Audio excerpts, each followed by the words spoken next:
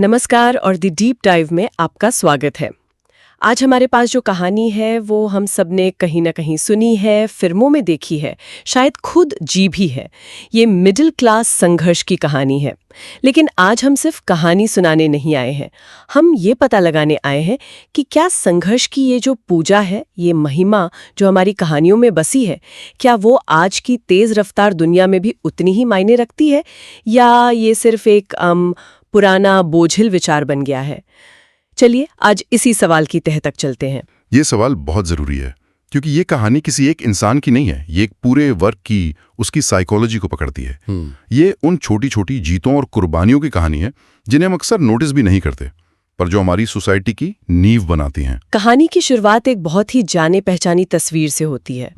एक छोटा सा घर जिसकी दीवारों पर पपड़ी उतरी हुई है, लेकिन परिवार वालों की उम्मीदें आसमान छू रही हैं। हाँ, ये जो फर्क है ना, हाँ, पपड़ी उतरी दीवारें और ऊंची उम्मीदें, कमाल का है। बिल्कुल।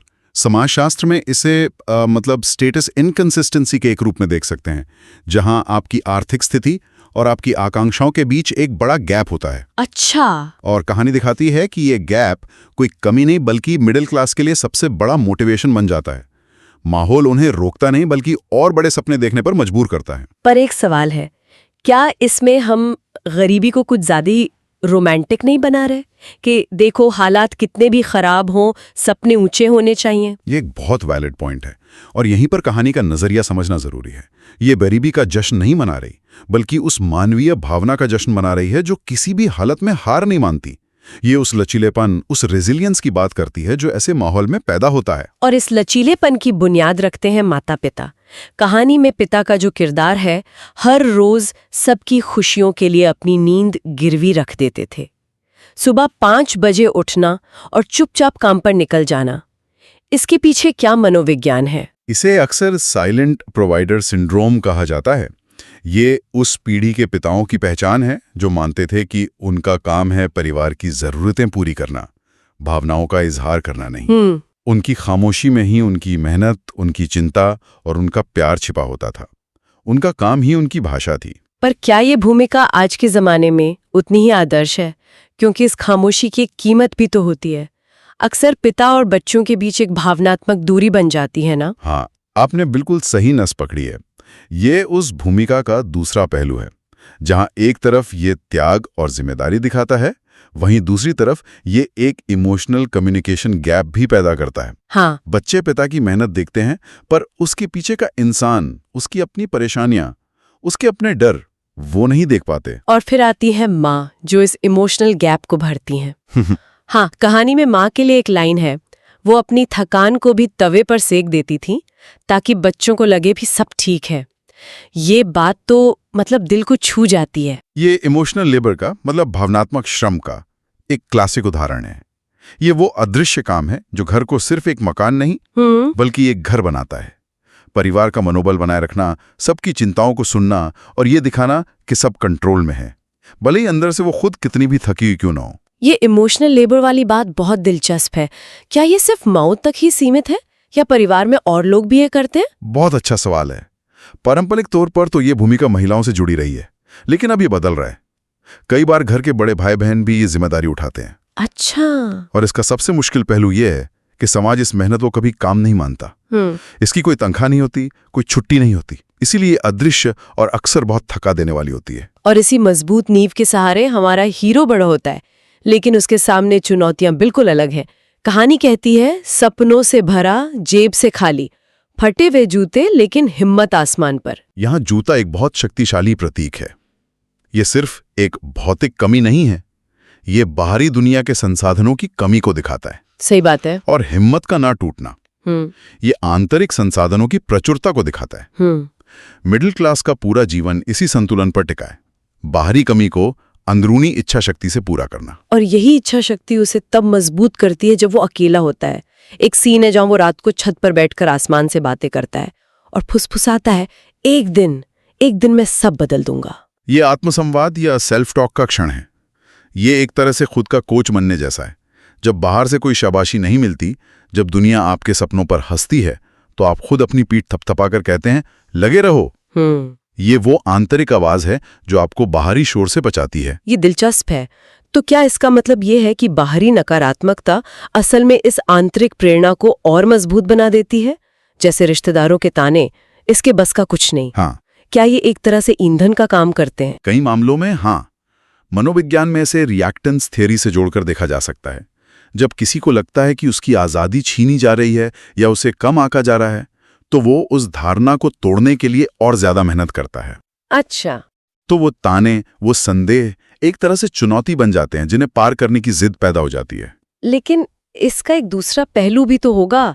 हर कोई तो इन तानों को ईंधन की तरह इस्तेमाल नहीं कर पाता होगा। बिल्कुल। बहुत से लोग टूट भी जाते होंगे। और कहानी इसी संघर्ष को दिखाती है।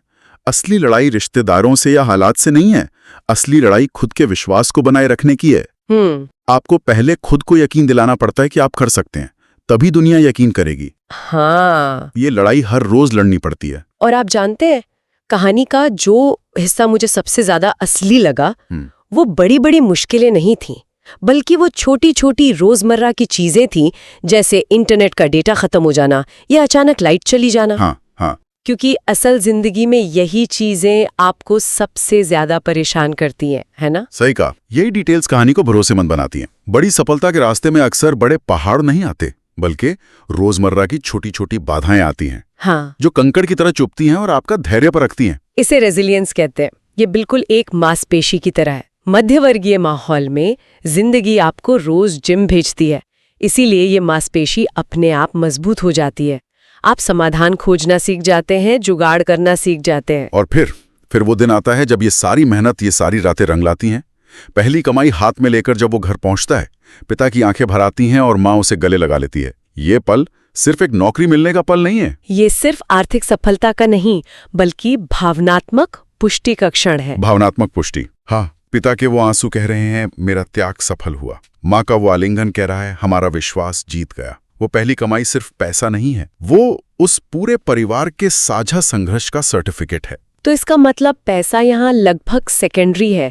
असली चीज तो ये है कि उसने साबित कर दिया कि परिवार का उस पर किया गया निवेश व्यर्थ नहीं गया। एग्जैक्टली। और यहीं पर कहानी का सबसे बड़ा निष्कर्ष उस एक लाइन में छिपा है। मिडिल क्लास लोग गरीब नहीं होते, उनके सपने अमीर होते हैं। ये लाइन सुनने में बहुत अच्छी लगती है, एक अच्छा मोटिवेशनल कोट है।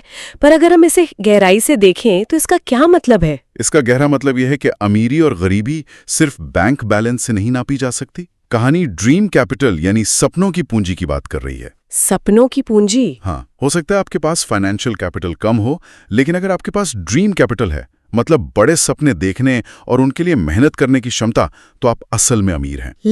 लेकिन मुझे लग ही रहा था कि यह एक लेकिन है। लेकिन ये ड्रीम कैपिटल एक दोधारी तलवार है।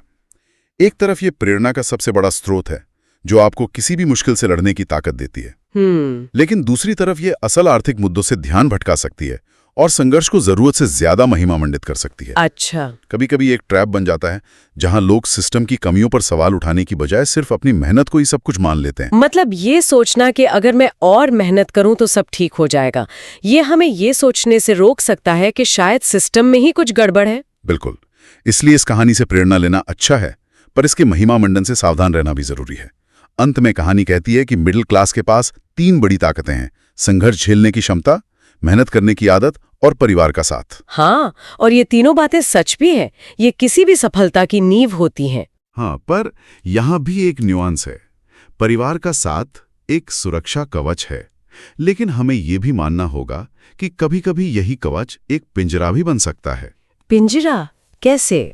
जो आपको पारंपरिक रास्तों पर चलने के लिए मजबूर करता है और लीक से हटकर कुछ करने से रोकता है।